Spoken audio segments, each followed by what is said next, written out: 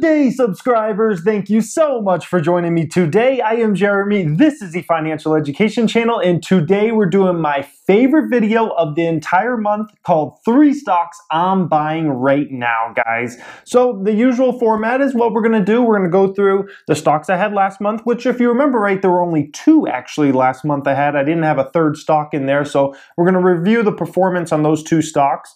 Then I'm going to get into my 3 stocks. I have a 3rd stock now, guys, that I wasn't buying, but now all of a sudden I'm like, something big happened today with this one stock, the 3rd stock, that I'm like, okay, now I'm going to start buying this stock. So we do have 3 stocks in there. It was just going to be 2 originally, but now it is 3 as of within the last 24 hours that happened.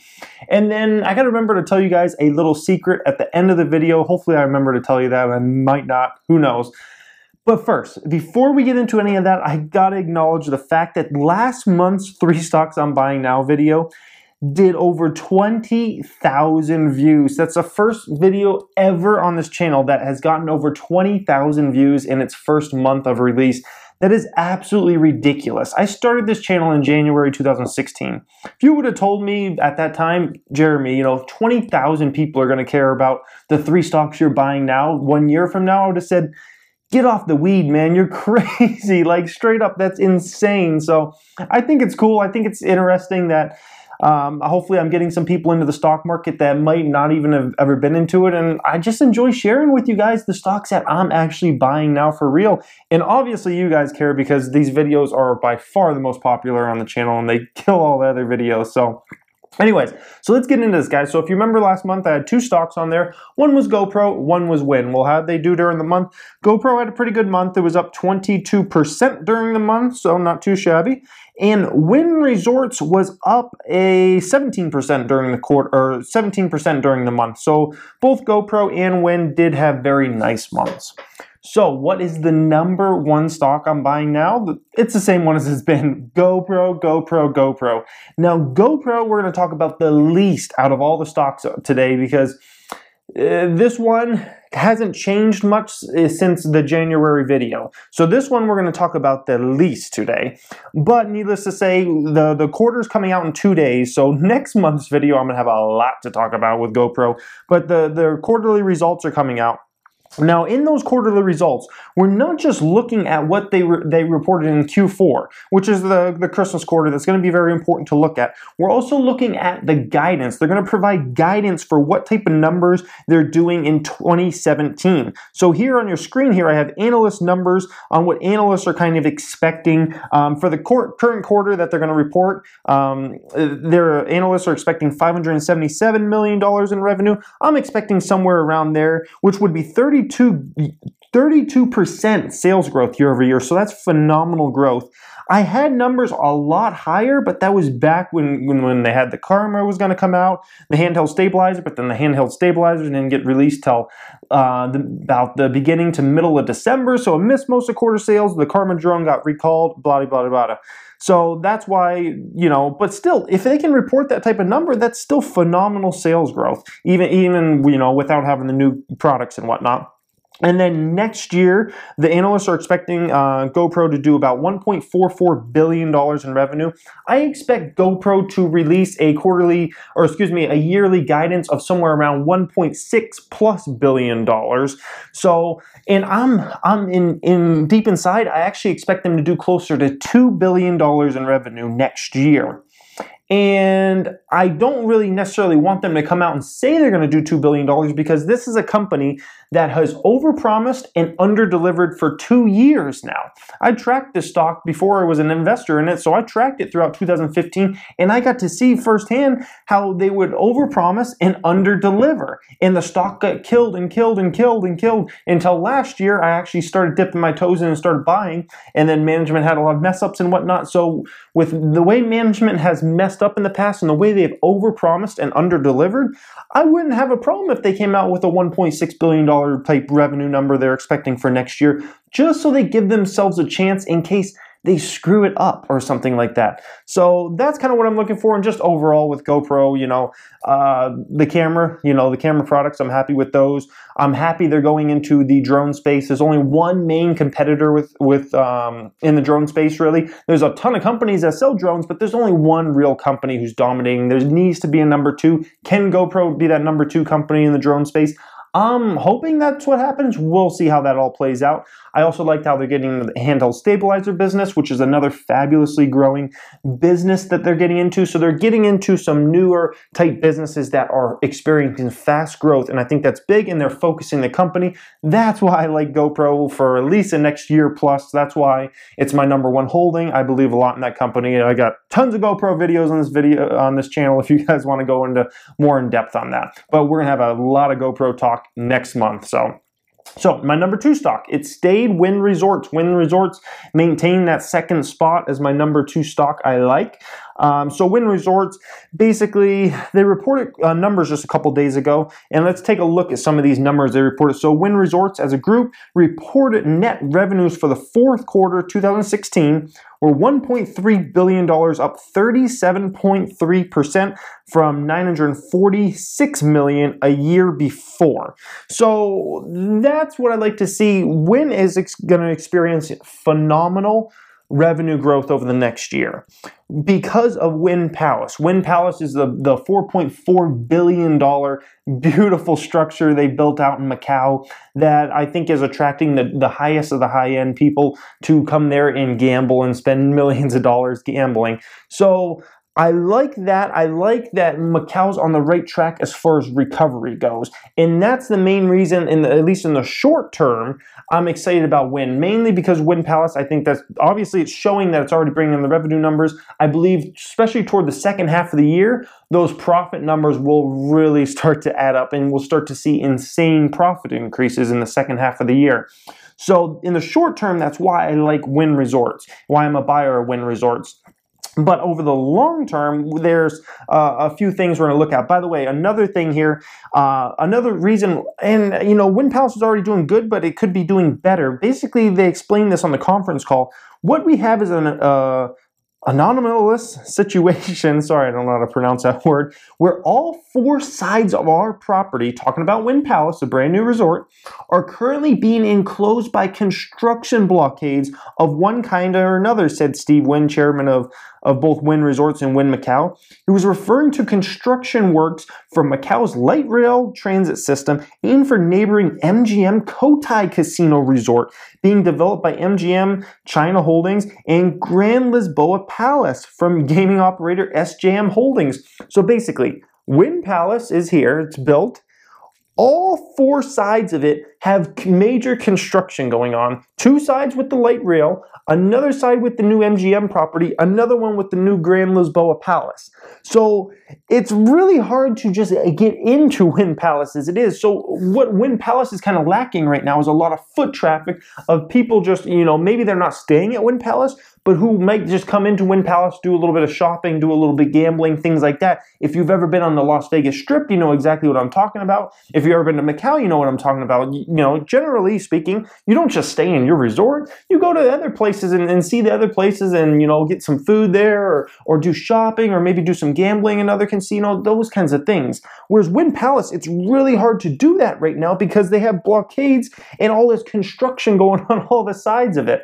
So when all that clears up in 2018, basically, that will help Wynn Palace immensely. But still, Wynn Palace should do fine even without that, guys. It's just kind of an extra bump to kind of think out there.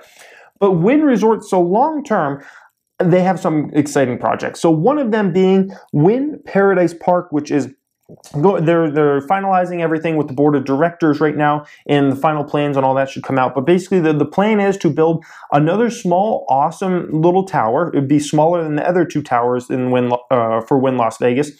So it would basically be about 500 more new rooms, and they basically have a huge water feature in the middle where you could do parasailing and all those types of fun things, guys. You could, be behind a jet ski. All types of awesome stuff would happen in that Wynn Paradise Park. It'd have a beach and whatnot, so you can go in there, enjoy the water, and it would just be a fabulous time. and also a park in general where you can walk by and all those kinds of things. So basically, I've thought of this for a long time, actually, before Wynn came out with the whole plan. I've always seen Wynn Resorts because I followed the company for a long time, even before I was invested in it. I always noticed they had so much land right off the Las Vegas Strip that basically they used for a beautiful golf course. A golf course is kind of a waste of money when you have such a great piece of real estate like that, such an expensive piece of real estate to just fill it up with a golf course. In my opinion, it's kind of ridiculous. And they have water rights, which is very big because not all properties on the Las Vegas Strip have water rights. The Wynn has water rights basically from decades and decades ago. The owners of that land, they had water rights back then, and you can never take those away for whatever reason. So there's very few properties that have water rights. The other one of the other ones that had that was the Bellagio, and that's why the Bellagio has that huge, gigantic fountain in front of it where, it shoots up the water and whatnot, because that property has water rights as well. So I see this as a revitalization to the Wynn Las Vegas property, but this will probably be a while. They're trying to finalize it with the board of directors. That will go through. Then they'll kind of get the construction going. They're hoping that construction can start toward the end of 2017, so between October and December of 2017, and then probably open up within about 2 to 3 years after that. So we're looking at a time frame of maybe 2020 that opens. So that's kind of a longer out type thing, but that's another reason why I'm excited for it long term, because I think that's just going to be a fabulous thing. Another fabulous thing they have going on is the Everett Casino is scheduled to open in June 2019. The Everett Casino is basically located right outside of Boston. It's going to be located right outside of Boston on a beautiful river. And it's going to be a fabulous resort that pretty much everybody in the Boston metropolitan area can go gamble at and all those kinds of things. Gambling's not legal there unless they gave away a few licenses, and Wynn is one of those that's won that license. So Boston's a huge city, got a ton of tourists coming in there. This is definitely a good potential. It's not something huge like a Wynn Palace can be, for instance, but it still is a property I could see for sure bringing in $100 to $300 million in profit per year, depending on how well it does. So we're not talking about a small amount of money there, guys. And then basically Wynn's trading at around a 20 PE right now, a forward PE of around 20. For me, that feels pretty undervalued considering the amount of profits I expect to come from Wynn Palace, considering the Macau revitalization, I don't want to say revitalization, I say just the Macau recovery that's happening, because Macau had a horrible 2 years. Numbers were just down drastically every single month, and now things are starting to get back and back and back. So at a 20 PE, I'm like, and then with the long-term projects they have going on with the Wynn Paradise Park that's supposed to be finalized soon, that'll probably be a 2020 type opening. The Wynn Everett, which is a 2019 opening. I see a lot of things going for that stock in the short term and the long term, which is why it's my number 2 stock overall, guys. So that number 3 stock, what is it? Under Armour. Under Armour. This stock I have been keeping track of for a couple months. And I kind of liked it, but never enough to actually buy shares or whatnot. And then something dramatic happened that made me say, okay, now I want to start dipping my toes in that company. Today, that stock dropped 26%, guys, nearly 26%, dropped over $7.45 a share. Sorry for anybody that owns Under Armour out there. That's not fun to go through that type of decline like that, and especially in a one-day period. That's insane. So this one I've been keeping track of, like I said, and I kind of liked it. I was kind of keeping an eye on it in case something like this happened, and then it did happen. So now I will start dipping my toe in Under Armour, and I'll kind of go through some of the reasons why I like this stock. I love beating down stocks that I think have good potential in the future. Under Armour meets that criteria. So first off, what did they report that was so dramatically bad here that this stock went down 26% today after it had already been down probably 50% over the past year? So, revenues they reported were up 12% to $1.3 billion, driven by a 5% increase in wholesale revenues to $742 million, and a 23% increase in direct-to-consumer revenues to $518 million. North American revenues grew 6%. That's all right. That's decent, but nothing crazy. International revenues, which represented 16% of total revenues in the quarter, were up 55%, driven by significant growth in the UK, Germany, China, and Australia. Apparel revenues increased 7%. To $929 million, including strength in golf and basketball. Footwear revenues, this is a big one here. Footwear revenues increased 36% to $228 million, driven by accelerated growth in running and basketball. Accessories revenues increased 7%. So, and then they talk about gross margin. Gross margin did go down to just under 45% gross margin from 48% in the previous year. Expenses grew 9%. Net income decreased 1%. So I look at that quarter there, guys, and I say there's some good things for sure, the revenue growth. I mean, that's fabulous. There's some bad things. Net income to decrease 1%. Gross margins to go from 48% to just under 45%. So there's some good and some bad. But the fact that the stock went down 26% on a quarter like that, in my opinion, I'm like, maybe like a 5% down, maybe a 7% down, maybe an 8% down. A 26% down, that's just way overdoing it there, in my opinion. And we'll go into some other numbers here, guys.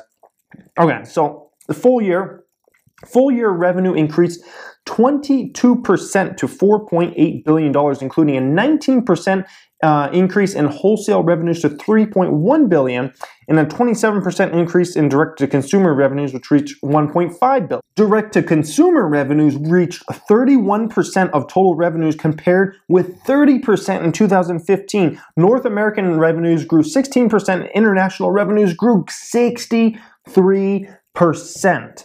So guys, I'm looking at Under Armour here, and I'm seeing a company that's growth is certainly slowing, at least right now it's slowing, because they did grow revenues on the whole full year 22%, but last quarter they only grew 12%.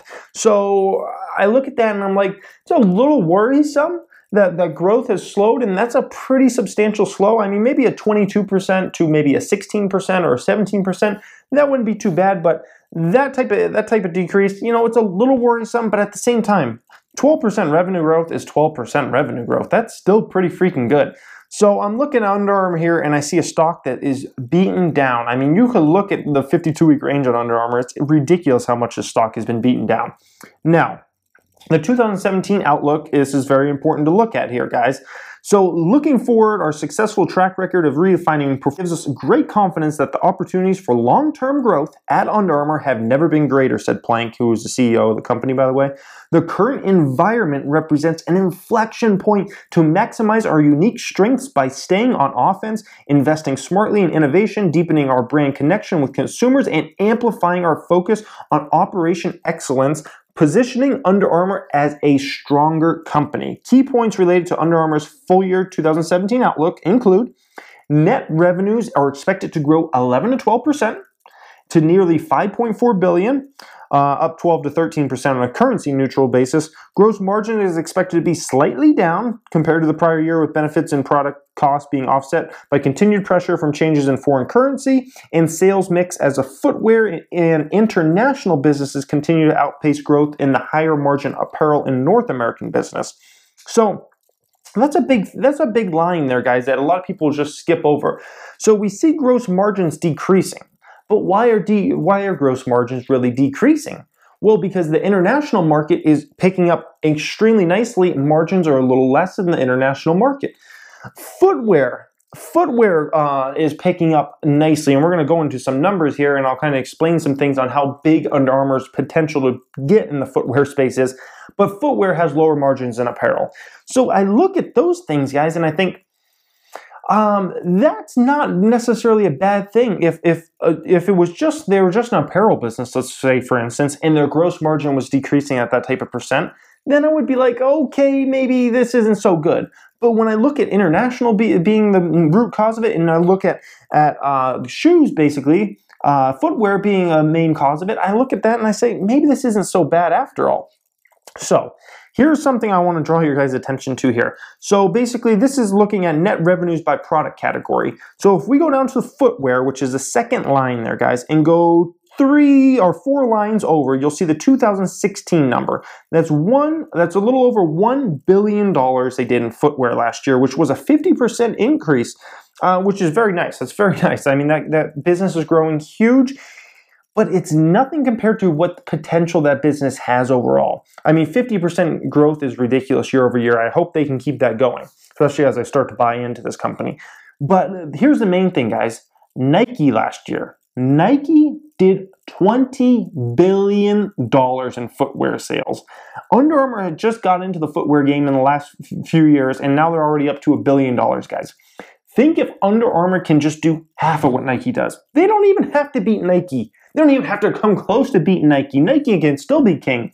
Just imagine if Under Armour can get to a place where they're doing $10 billion in revenue, $8 billion, $12 billion in revenue.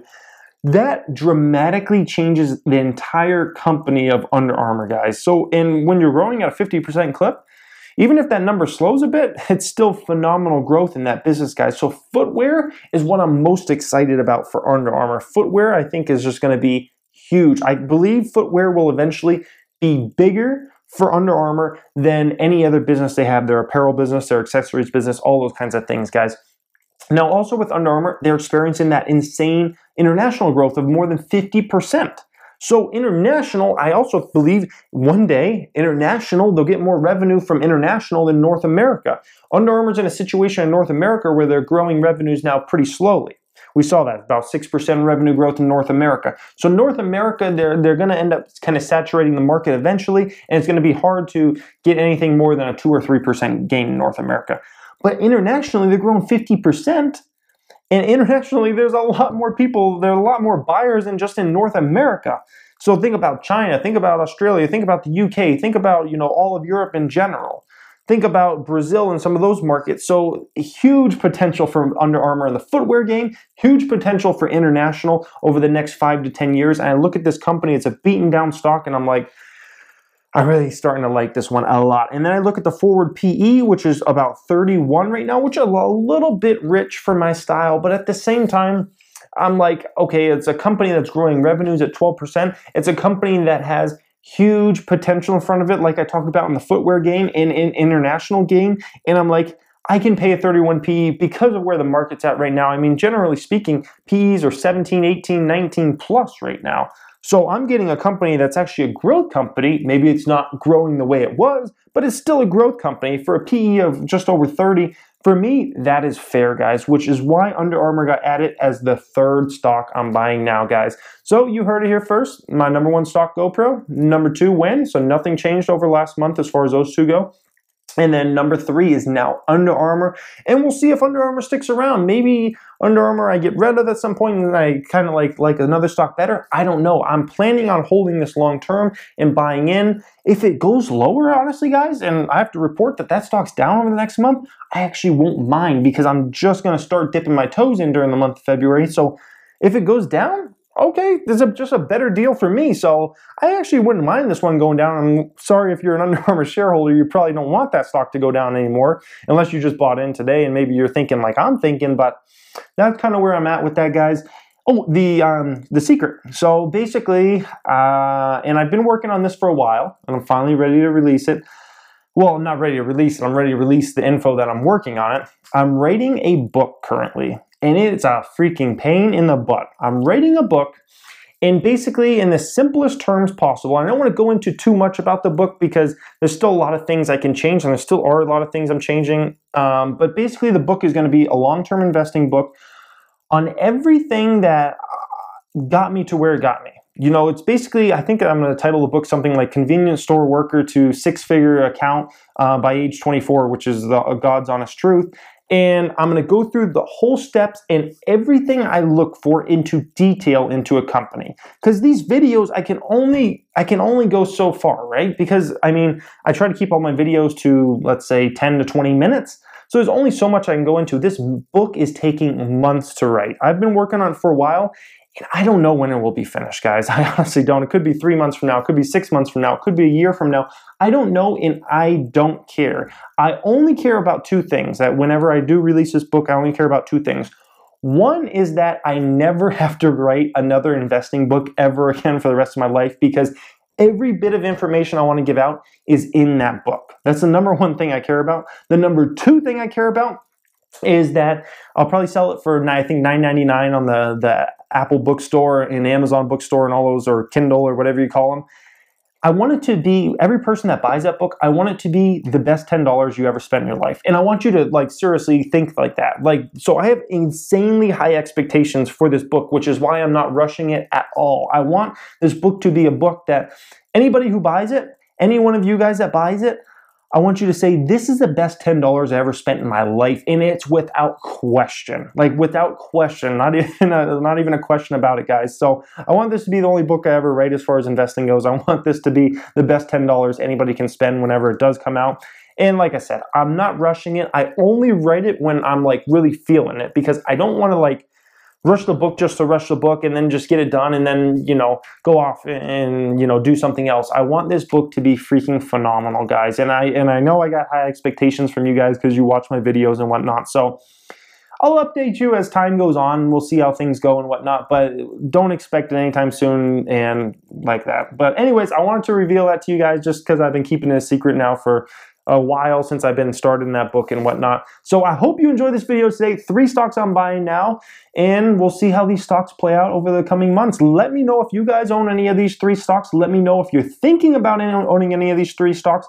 Let me know if you have a stock you think should be on this list, and explain your reasoning. Don't just put it down that you have such and such stock. Explain your reasoning why you believe so much in a stock that should be on this 3 stocks to buy. I would just love to hear your guys' opinion on this. If you just came across this today and you have not subscribed yet, you may want to. We talk personal finance on the channel. We talk entrepreneurship. I'm an actual business owner. I give away a lot of my business tips. And of course, we talk the stock market the most in this channel, including this series every single month. Thank you for watching, guys, and have a great day.